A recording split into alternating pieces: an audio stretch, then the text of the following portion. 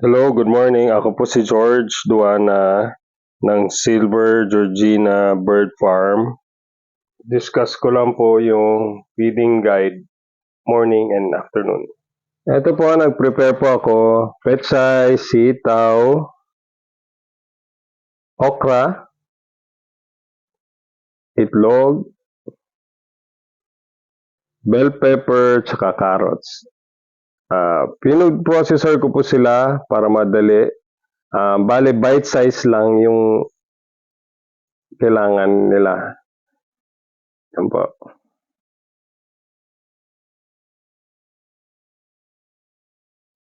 Daily routine ko po is like feeding 6 a.m.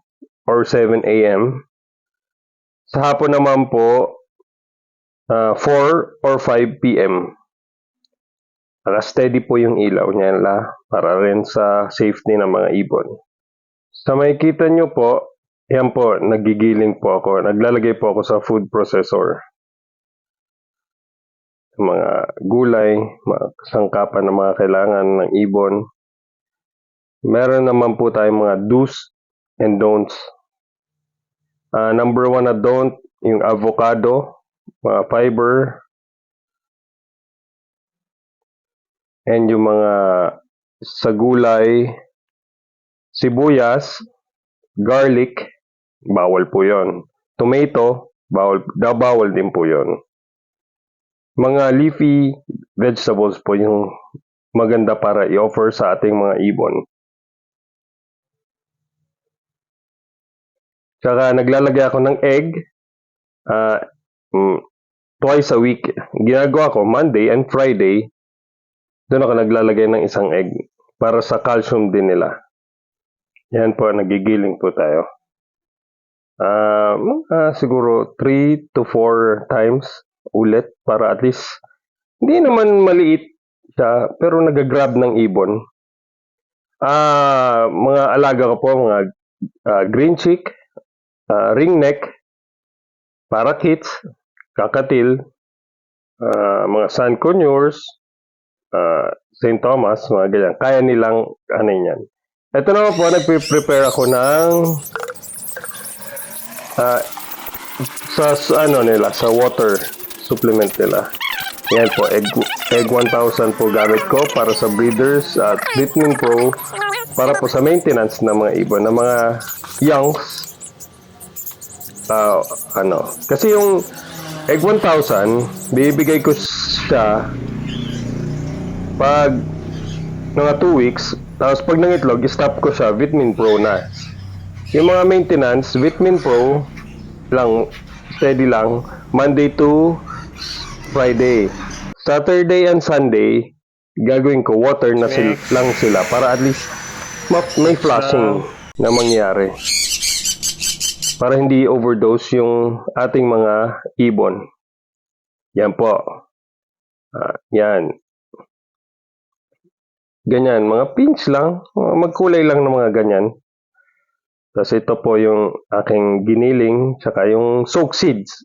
Flour mix yung gamit ko, Hagibis flour mix. Yan, ihalo ko po yung gulay. Mix. Yan po. Halo po. Mix lang. Kasi bibigay ko na sa mga ibon. Tara, punto tayo sa ibon ay.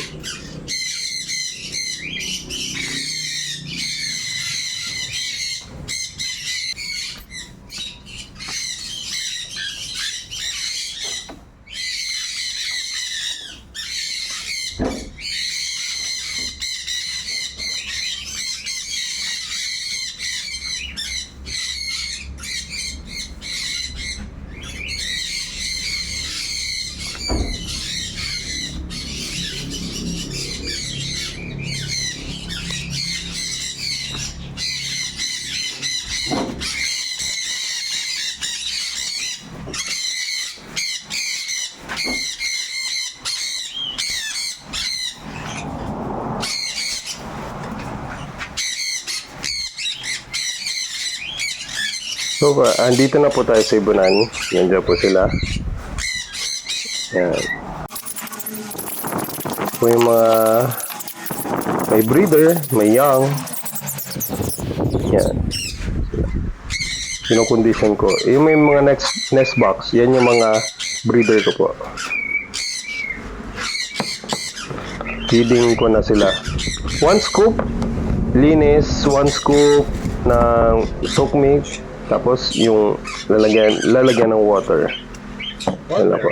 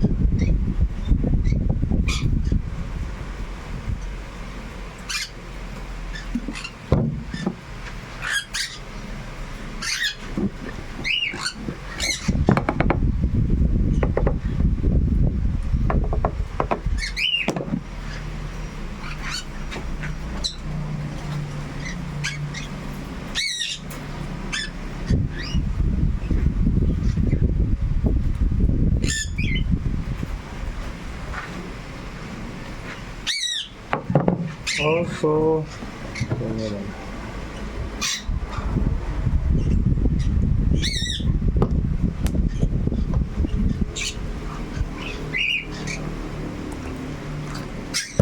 Breather na to. Breather.